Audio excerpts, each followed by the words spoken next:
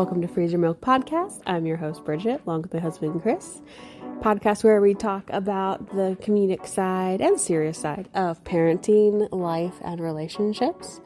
We are boy parents. We have two boys, Enzo and Rhett, with about a 6-year age gap between the two. You can check out our website, freezermilk.com. Also, feel free to follow us on Instagram at Freeze Your Milk Podcast. Thanks and hope you enjoy. All right. Welcome back. How's everybody doing? Thanks for joining us. We skipped a week.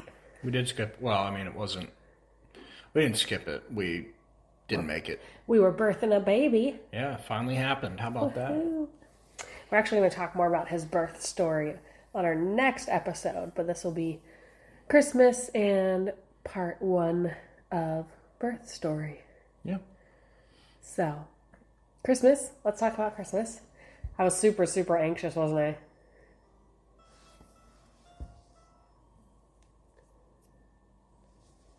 I was worried that I was going to go into labor at 5 a.m. Christmas Day.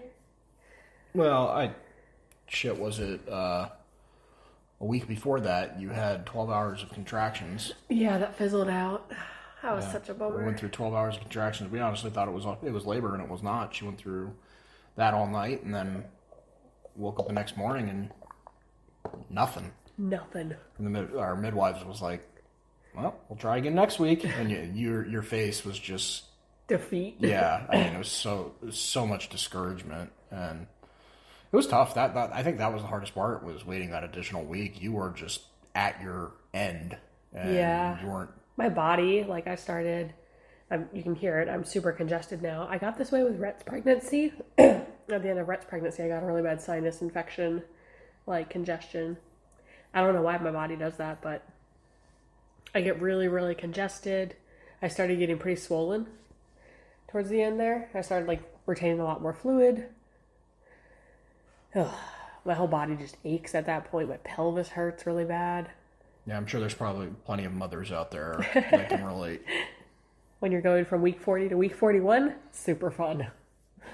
And everyone's like, "Oh my gosh, you haven't had the baby yet?" Yeah. Nope, sure haven't.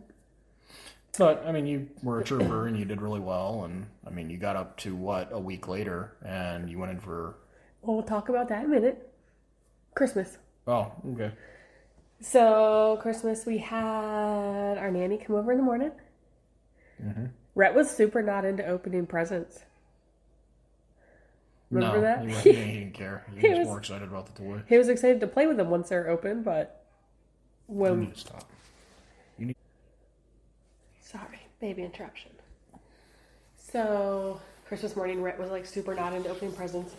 Didn't give two hoots about it. No. I think he was a little bit overwhelmed by all the present opening. Yeah. He tried to open one of them, and then he was just I think he needed to take a little bit of time to examine the one thing that he got, and then go to the next one. But we just kind of flew through it because Enzo, being 8, super excited, and just wants to fly through it all. So yeah,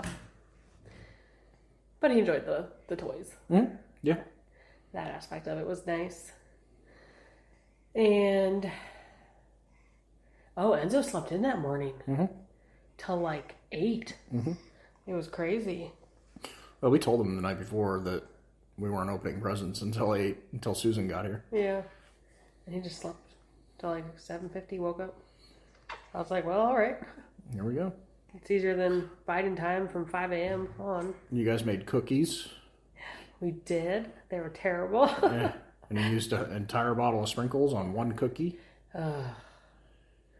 What a mess. Yeah. We still have the entire container of cookies. I don't think anybody's eating them. I've had a couple here and there. Yeah, I haven't eaten one, except for the one that you gave me that night, and I was like, yep, I'm good. These are gross. They don't taste good at all. Baking in general, not my thing. It was the wrong cookie dough. It's hard because we can't do dairy and stuff like that, so. And then we didn't have all the right stuff for good icing, and yeah. I tried to add a little bit of peppermint flavor to one icing, and it was way too much peppermint flavor, and it tasted it was like peppermint schnapps. like toothpaste. It was terrible. Reminded me of that TikTok where the wife or the mom's brushing her teeth, and the little kid, it pans over to the little kid, and the little kid's like, "It's spicy," because he used the peppermint toothpaste. Yeah. Oh. It was good though. I mean, we had Susan come over, and she spent some time with us. We gave her some gifts. Ooh, I made a delicious dinner too. Yeah, and Susan brought us a nice. Like the bacon snack. Oh man, that was so good. Yeah, those were delicious. Pretty sure they were dairy, but they were so good. They were good. And then she left, and my mom came over. Did she? Yeah, she did end up coming on Christmas Day. That's right. Yeah. She brought some gifts. Yeah, so the kids essentially got like two Christmases. Enzo goes, well, Wright has the most gifts from Grandmama, of course. Yeah, of course. Oh, he's funny. Yeah, Ron came over for a couple hours and hung out. Yeah, I mean, all in all, it was good. We had a nice, quiet Christmas here. I think last year, the chaos from last year's Christmas kind of made us, especially being pregnant and so far along, we were just not in the mood to do anything or have a ton of people over. We didn't even cook dinner. I made dinner. You did? Remember my pork loin? Oh, that's right. Yeah, we did. You made a pork loin. And the sweet potato casserole. Yep. That was delicious. Yeah, she actually made dinner. That's right. Shocking. 40 and a half weeks pregnant. But yeah, I mean, all in all, we enjoyed it and got to spend some quiet time downtime with just us. Yeah. And I think that was nice, and tried to keep Enzo as occupied as possible. My kid, man, like, you buy him all these toys and he still can't figure out what to do to keep himself occupied. I tried the line on him today when he was like, well, I can't really think about what to do because it says Legos are puzzle, and I don't really have any new puzzles to do, and I can't do Legos because of what happened last time. And I was like, what are you talking about? He's like, well, I did them on the floor, and then I had to pick them all up. And I was like, and? Tell him to do them underneath his table. I was like, why is that an issue to pick them up off the floor? He's like, so I don't really know what to do. I was like, well, that's exciting because that means your brain's about to get creative, and I can't see what your brain decides to come up with. No. And he looked at me like, the fuck are you talking about? Well, it was like earlier. I told him, I said, hey, I'm going to give you about 45 minutes. We're going to go out back and play ladders, and we'll play some cornhole because he likes doing that. And we did that, and I think we played a little bit longer than that, and I had to cook dinner, and he comes back in, and he's like, well, can we go hang out and play video game? I'm like, dude, I just gave you 45 minutes. Like, I have to cook dinner for everybody, including yourself. Like, it's really interesting at that age for him that he's very... When you give him attention, he wants way more attention. Yeah, he tries, it's that old adage, give somebody an inch, they take a mile kind of deal, and it's the same old thing. And I'm like, man, there is 4 other people in this household, plus my job. Yeah. We have a newborn, we have a 2-year-old that demands a lot of attention. Yeah. I try to keep it as equal and fair as possible, but man, having a family this large is tough to do that. Arlo wanted to say hello, everybody. Right. So we got through Christmas. And then I feel like the day after Christmas was kind of like a nothing day. It was just kind of biding time because we knew we had the midwife appointment the following on Tuesday. I worked on Monday. You did work a little bit, yeah. That's right. And then Tuesday, we had the midwife's appointment. We did, my 41-week appointment. And that didn't go too well. Nope. So, I'm old. I'm geriatric, according to pregnancy standards, because I'm 35. So they started doing non-stress tests from the time that I was like 36 weeks pregnant. And I got them weekly. So this was stress test number 5. And Arlo always passed the stress test with flying colors. No big deal. We went in. They checked my cervix. I was 4 centimeters, maybe? Yeah, 4 centimeters, I think, on the internal. Did a membrane strip. And then went into the non-stress test. And Arlo had prolonged periods of heart rate deacceleration, which is like a huge no-no. Yeah, especially that far along. Because that means like he's under stress. Yeah, he's under stress. His heart rate is slowing down because of it. Like that can have a lot of like ripple effects with a newborn in utero still. So midwife was like, all right, pack up. You're going to the hospital. They need to do further stress tests and a full sonogram. I already called ahead. Please go right now. So we're like, oh, okay. Like super sense of urgency. Yeah, that was fun. Yeah, I'll talk about the car ride. Car ride was the worst part of it, I would say, because Bridget naturally has a influx of hormones due to the pregnancy, and is extremely emotional as it is. But then you add in there might be complications with the baby, and that turns into way more than it really needed to be. But the drive was about 15 minutes. And it felt like hours. And Bridget was, crying the whole time and very upset and just thinking the worst, because that's what Bridget does. I like to talk it out because that helps me. So, even though I'm sobbing it out, it helps me to be like, hey, if they go and do the sonogram, or if the stress test there shows like major heart deaccelerations, this will escalate to an emergency C-section. We're skipping induction. We're skipping home. Like we're going in for emergency C-section if baby is not tolerating it, because they don't fuck around. And I was like, emergency C-section is still major surgery. There are complications. The U.S. has the highest maternal death rate with C-sections for any like advanced like first world country. Shit happens. It's emergency surgery, and it's massive abdominal surgery. Like, so I went down the road of like, if I start going south, I don't care. You need to go with Arlo. And I'm like sobbing, and you're like, I'll take care of the boys if something happens to you. I mean, it wasn't. Yeah, something like that. It was just. It was a traumatic conversation, but it was the needed conversation. It was surreal. I mean, I think the reality of the situation sunk in a little bit, and because I was like, oh shit, yeah, this could ask. This is the time. We need to be prepared. You hear the horror stories of shit just going south all the time, and we need to be prepared for it. But the way she went about it was just not your favorite. No, it wasn't very fun. Yeah. So it was a long car ride to the hospital. So but then we got to the hospital. So we get to the hospital. We go up to labor and delivery. We go into the triage there, and you're like, oh, it's filthy in here. Right. You're like, this is disgusting, Bridget. I don't want to have a baby here. I was like, yeah, I know. There's like dry blood on the floor. I'm like, oh my, you guys could mop at least? It just looked grimy. Yeah, it just didn't feel right. It felt like there was like a layer of dirt on everything. It's like they had a really rough night before, and they tried to clean up the best they could. So they hooked me up to the, heart monitors and all that. And we weren't even on heart monitor for like 10 minutes before like imaging came and got us for the ultrasound, which was super fast. Hey. Yeah, I mean the whole process of it went super quick. It was like the shortest amount of time I've ever spent in a hospital. I think we were only there for like 2 hours.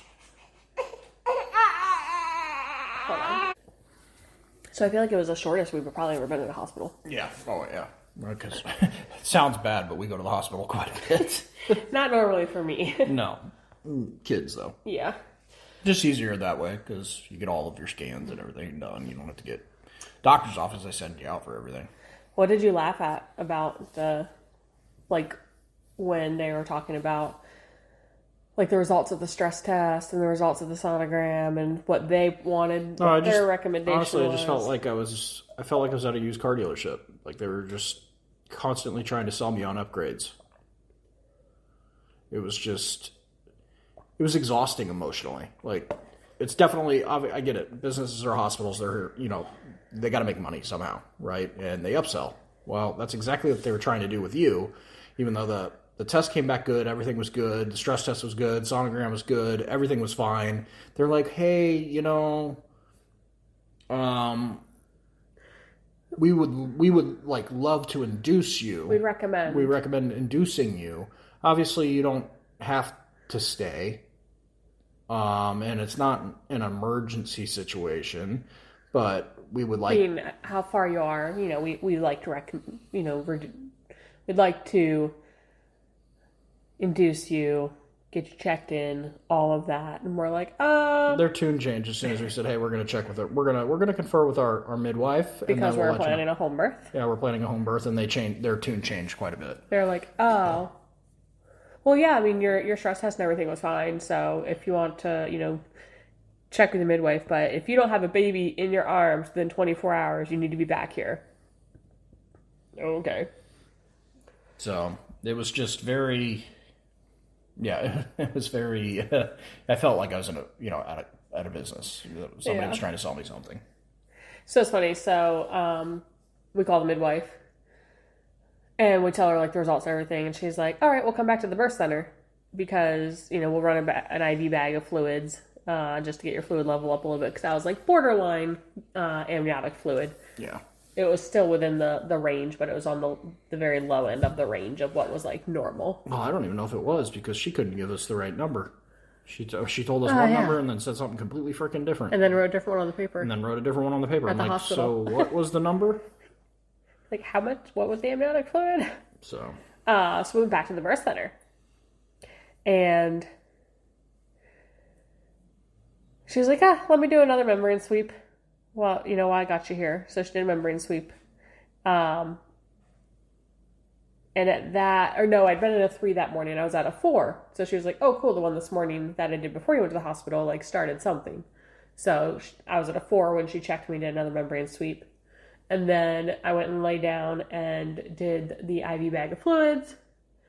And she gave me, we talked about doing the shake, like the castor oil again, but she didn't want to because of the fact that I was borderline for fluid level. She was like, I don't need you having the effects of the castor oil and spending all afternoon in the bathroom and getting dehydrated. Yeah. So we did not do the shake, but she gave me some, I think it's black Kolash and blue Kolash. I don't know. It's in the Kolash family. Family. It's like a tea or something. No, it was the little pellets, the homeopathic pellets that are supposed to help. So we did that, and then she was like, all right, I'm going to do one more membrane sweep, then I'm going to send you home. I'm like, okay, sounds good. She's like, actually, while you're in there, I'm going to just do a Foley catheter, and we're going to pop your cervix from a 4 to a 5. And see how it responds. I'm like, okay, sounds good. I'm like, I don't care. I just want to have a baby at this point, so we're good. So we did the Foley catheter, and it took 2 minutes, 3 minutes, if that. I felt like it wasn't in very long to go from a 4 to a 5. And then she did one more aggressive sweep, and then was like, all right, I'll see you guys later tonight. And we're like, what? She's like, yeah, I'm just gonna come over and spend the night. I'm like, oh, okay, sounds good. We'll go home and eat some dinner. We'd sent Enzo already back to his dad's because we assumed we were going to have a shake. And then we let our nanny know that, hey, like, Rhett's got to go to your house. Sorry. And we came home. And that was... Nothing happened that night. Nothing happened at all. I mean, it wasn't... The midwife came over to spend the night, and her birth assistant did. And they're like, cool, like, wake us up if something happens. And then the birth assistant dipped out because they had another person going to labor at like 2:45 in the morning. So I saw her leave, like, on our camera. And I was like... I think it's so amazing that they, like, come and stay the night. Like, the first night they stayed the night. Because this isn't the first time. The midwife came and stayed because you had 12 hours contractions. She literally slept in, the spare bedroom, and she came out the next morning and was like, this is the best sleep I've had in a long time. Yeah. And I was like, I'm sure. We didn't bother her, you just went through your thing. And it's one thing that I love, like, we've talked a lot, and we'll get into it on next week's episode. Like, we loved this birth team. Yes, they were awesome. They were everything that we hoped for and more. Like, just so supportive. They're a small practice, but so supportive. They only do one home birth a month, so they have the flexibility to be there. Yeah. You know, they're not predominant home birth team. They're a predominant birth center team, and they do one home birth a month, and highly trained at what they do, and just very, very kind, like, gentle spirit kind of people. Like, exactly who you want, like, energy-wise at your birth. Yeah. And that proved to pay out in dividends at the actual birth, so. Yeah, more to come on that. Yeah, we'll talk about the birth next week. We will. Well, that's kind of leading up to it. Yeah. Stay tuned next week for the actual birth of Arlo. How many times am I going to do that? I don't know. You've getting their names mixed up again. I know. I think Enzo did it this morning too. It was really funny. Well, we got so many boys around here now. All the boys. Anyway, we appreciate you listening, and we're going to go tend to a slightly cranky newborn. Yep. Thanks, guys. Have a good week. Thanks.